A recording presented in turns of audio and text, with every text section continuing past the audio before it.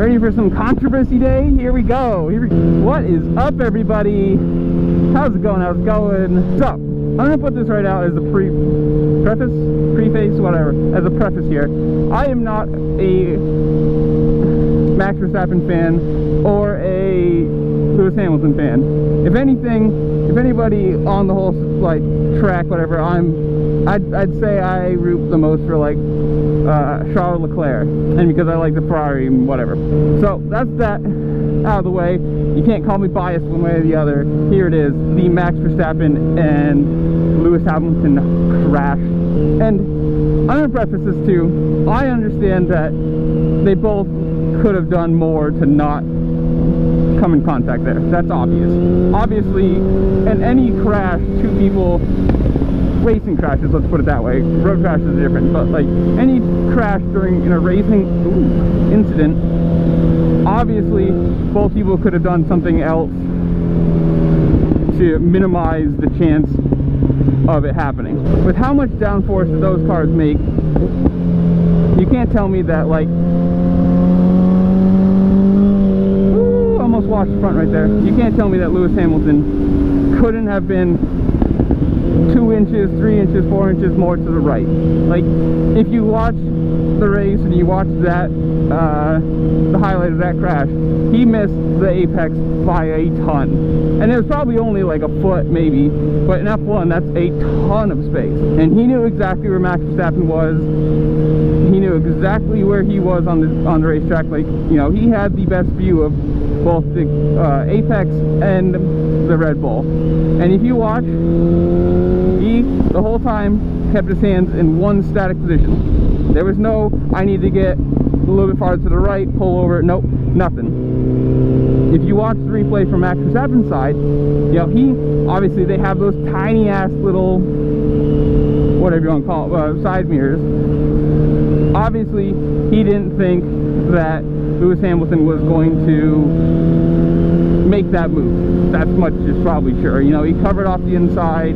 He probably thought, I've done it enough, I'm safe. And you can see at one point, right when he like actually realizes that Hamilton is going for that move, it's obviously not a lot, but you can see him counter steer back to the left to give, you know, either to give him a little more room or move out of the way, whatever you want, whatever way you want to see it at. So just in that right there, Hamilton didn't correct, Verstappen did. If you watch the race too, every other lap, even the laps where, you know, Hamilton was passing people on the inside, he was hitting the apex. So you can't tell me that the dirty air affected him so much on one corner and didn't for the rest of the race. If that's, obviously my opinion probably varies a lot from other people's depending on where you're, you know, if you're a Red Bull or Verstappen fan, you think, well, no, of course it's fully Lewis's fault. He didn't do anything wrong. He was in his line, blah, blah, and, you know, obviously the opposite if you're a Mercedes fan. It's, he was alongside and da-da-da-da-da, all that, whatever. As a casual outside fan, you get a little bit more of a clear view because you're not biased. The other part of this is, yes, obviously Max Verstappen crashed horribly. I think they said it was like 51 G's into the side of that, into the side of the tire barrier, which 51 G's is, wow. I mean, obviously he got up and he walked away because F1 is hilariously safe, but he, I bet you, is sore as shit. And rightfully should be. If you're gonna look at it, and let's compare it to the last race in wherever it was, I'll put it on the screen, whatever it was, where Sergio Perez got two 5-second penalties for pushing another person. I think it was Charles Leclerc wide twice. Like, not crashing him, no contact or very light contact, but pushing him wide so that he couldn't pass on the outside. He got 2 5-second penalties for it. Okay, so that's, you know, 1 5-second penalty for each incident, which is fine. You know, that makes sense. Nobody crashed, there was no big incident, nobody, you know, didn't take anybody out of the race, whatever. Then you take the Lewis Hamilton and Max Verstappen crash, and he gets 1 10-second penalty. You know, 5-second penalty for, you know, pushing a driver off course. The other 5 seconds for who knows. I don't know how that, logistically, how this works. How you get 5 seconds for just pushing somebody wide. Like, all they even did was go into the gravel. Didn't crash and didn't spin around, didn't do anything. So how do you only get a 10-second penalty for 1, contacting somebody, 2, causing the accident, because obviously being the one trying to do the pass. If you're the one trying to make the pass, it is on you to make sure that you have the room and either the speed or the whatever to do it. It's on you. So he caused the accident. So there's 5 seconds for, you know, pushing him off the track, and then 5 seconds for actually causing the accident and making him crash. I don't get it. There's the whole thing too that if you haven't seen, there's been a bunch of like racist backlash against him, and because he's the only black driver in F1. Of course, you know, it wouldn't, if it was, you'd never get that if it was somebody on, you know, a white guy and a white guy, because obviously skin tone. But I don't think that's correct. I don't think that's right at all. Well, you shouldn't be racist in general. If you are, you're just an absolute fucking moron. There's no sugarcoating that. If you're a racist, you were just the dumbest type of person. Let's just put that right out there. There's no ifs, ands, or buts about that. Never be a racist, and definitely don't be a racist over fucking sports. That's just, you just make yourself even more stupid. Personally, I think Verstappen had, you know, had the line. If you're not halfway onto a car, if you're not right up next to him going into a corner, especially a corner of that speed, I think that's like 180 or something, whatever, 150 miles an hour that they're talking about. Like, if you're not up next to somebody like here, where they can actually see you, you do not have the line, you do not have the onus to, or that's the right word? Onus? I don't even know if that's a correct word. You don't have the right spacing to make that move. And the whole reason he had to, the whole reason he was even trying that move, is because on Saturday, right? Saturday, when they did the sprint race, Red Bull just had a better car. Ooh, that thing's cool as shit. You know, in race, that's my brain right there. In race trim, in race mode, like not in qualifying, but in like whatever it was, 11 laps that they did, Red Bull proved that they just had the far better car. They had the right settings, the right downforce for it, for that track. They just, it worked perfectly. And Lewis Hamilton knew that if he didn't get in front and control the race, he had absolutely no chance of winning. Then you have the other side of it too, where, of course, because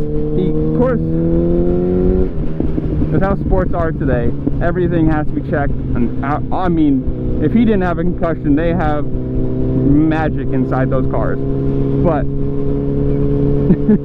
full on magic. But he had to go to the hospital and get other tests checked and everything. And as he's, you know, going to the hospital, Lewis Hamilton is, or as he's in the hospital, Lewis Hamilton is collecting the trophy and celebrating, and is, you know, he had the tweet of how disrespectful and unsportsmanlike it is to celebrate a victory when you won because of crashing out your main rival. And it's kind of the double-edged sword of like, yes, you should be happy that you won.